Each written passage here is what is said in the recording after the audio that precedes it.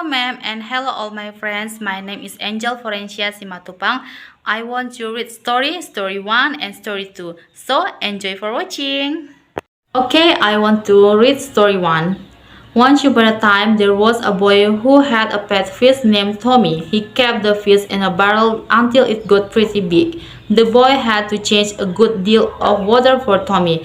His laziness in changing the water gave him the idea to teach Tommy to live without water. He took Tommy out of the barrel after only a few minutes. Tommy began to cry for water. "Stop crying," said the boy. "I will teach you how to live without water." But how could Tommy live without water? The boy was persistent. He kept taking Tommy out of the barrel day by day. Tommy lived on the land for longer periods of time. After a while, Tommy could wag its tail on the wet grass, and he was happy to show off the boy. Eventually, Tommy could live on the wet grass all night. "I can live on the land just fine if I am in the shade," said Tommy. The boy was very pleased with Tommy's progress. He told Tommy to live without water for the rest of his life.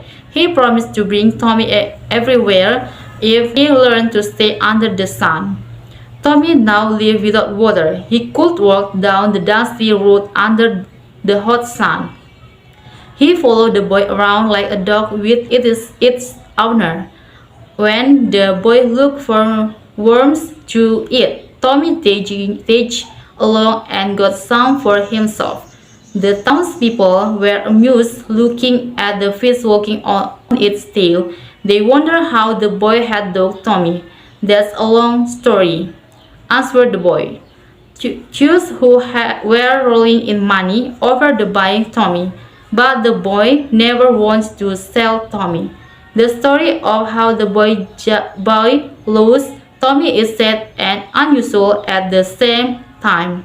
On Tommy's birthday, the boy took Tommy to town. He had warned Tommy about the town's old bridge they would cross because there were a lot of holes in the bridge. When they walked on the bridge, the boy forgot about Tommy, who was tagging along behind him. He looked back to warn Tommy about the holes, but it was too late.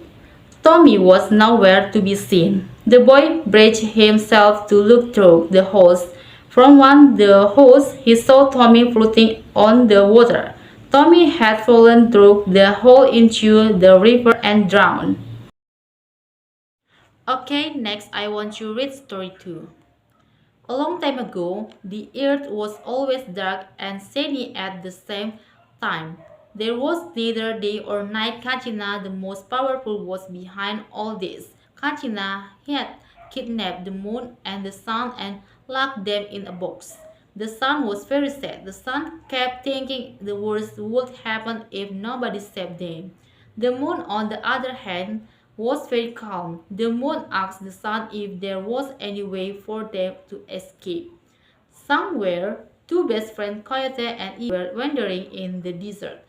Since Coyote could not sleep at night, they always went hunting together. One day, Coyote wondered if he could live with Kachina. "What if I can live with Kachina?" Coyote asked Eagle suddenly. Eagle did not believe what he just heard. "Coyote, I know you are a go-getter, but don't you know that Kachina is as strong as a stone?" Eagle said. So Coyote took on a journey to take the sun and the moon from Kachina. Coyote wanted to ask them to light up the world. Eagle was afraid because not only Kachina, but the sun and the moon were very strong and not easy to trick. Coyote suggested going at midnight when Kachina was sleeping. It would be easier for them to sneak into the village. The plan was to steal the box, head to the hills, and open the box there.